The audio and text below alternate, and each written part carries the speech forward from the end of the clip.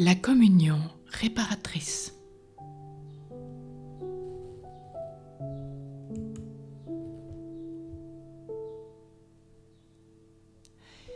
Il y a quelques années à peine prenait naissance au diocèse d'Avignon une œuvre providentielle appelée la communion réparatrice.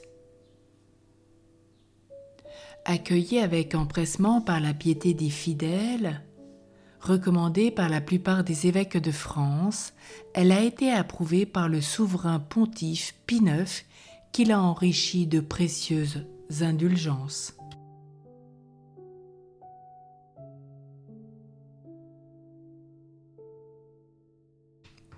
La communion réparatrice est une œuvre divine destinée à sauver la société.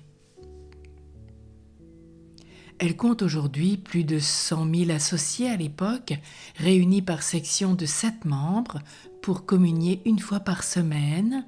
Au jour choisi, les associés viennent offrir au roi des rois, cachés sous les voiles eucharistiques, les hommages que tant d'ingrats lui refusent.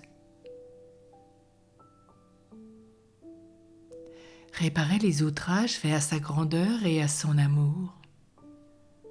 Ils viennent faire l'office des consolateurs auprès de celui qui est lui-même le consolateur de tous les affligés. Leur mission ne se borne pas là. Imitateurs de la charité de leur divin maître, ils sont auprès de lui les médiateurs des coupables. Ils plaident leur cause et s'offrent à lui comme victimes d'expiation pour obtenir conversion et salut. Ils sont donc vraiment apôtres et médiateurs, et en détournant de la tête des coupables les coups de la justice divine, ils attirent sur leur propre cœur les grâces de la divine miséricorde.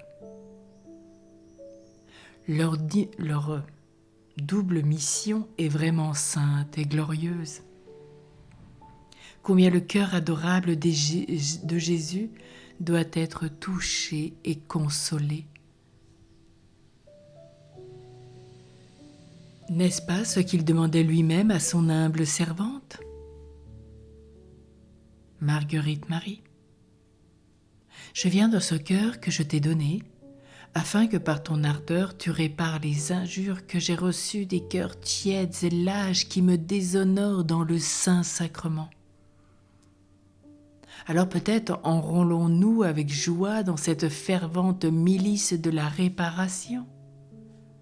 Pleurons les blessures faites au cœur de notre Maître. Gémissons sur le peu d'amour qu'on a pour lui. Allons au jour fixé à la Sainte Table en qualité de victime offerte à la gloire de notre Seigneur dans le sacrement de son amour.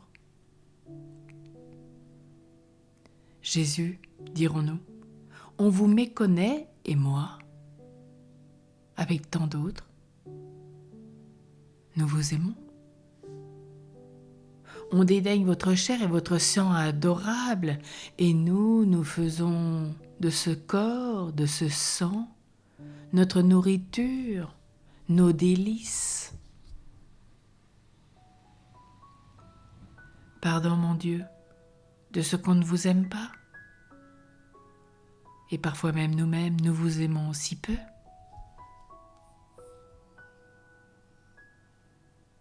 Nous voudrions tenir tous les cœurs des hommes dans votre main pour les jeter dans les brasiers du saint amour. Oh oui, Père, pardonne-leur et pardonne-nous. C'est le cri de notre amour, c'est le cri de tous tes enfants. Seigneur, tu l'entendras et tu pardonneras à tous ceux qui désirent ce pardon.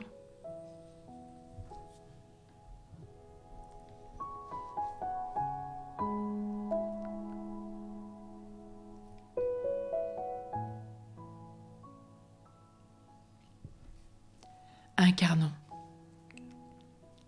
Notre œuvre de la communion réparatrice, écrivait naguère un curé plein de zèle, fait de rapides progrès et produit des fruits abondants.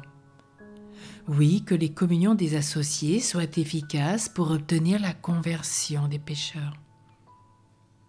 Un Anglais protestant fixé depuis peu dans sa paroisse pour cause de maladie était à l'extrémité. Il dit « Je lui fis une visite et l'engageai à entrer dans le sein de l'Église catholique pour faire son salut. » Il disait « Je suis né protestant et je veux mourir protestant. » Désespérant de le gagner par la discussion, le curé dit « Je réunis les associés de la communion réparatrice et je les conjurai de demander instamment au cœur de Jésus la conversion de ce pauvre malade qui allait mourir. » On communia, on pria beaucoup pour lui, et lorsque il dit « J'allais le trouver », il me dit avec un doux sourire « Je suis convaincu, je veux embrasser le catholicisme. » Il reçut tout d'abord le sacrement du baptême en versant des larmes de joie, et après il dit « Monsieur le curé, que je suis heureux, que je suis tranquille, il me semble que je reviens à la vie. » Quelques jours après, il reçut le viatique et l'extrême onction avec les sentiments de la plus tendre piété. L'archevêque a lui aussi voulu bien lui administrer les sacrements de la confirmation. Il vécut encore, et il se consuma doucement, heureux et content de sa conversion. N'est-ce pas là un des fruits si consolants de la communion réparatrice? Puis cette œuvre admirable s'étendre et se propager partout.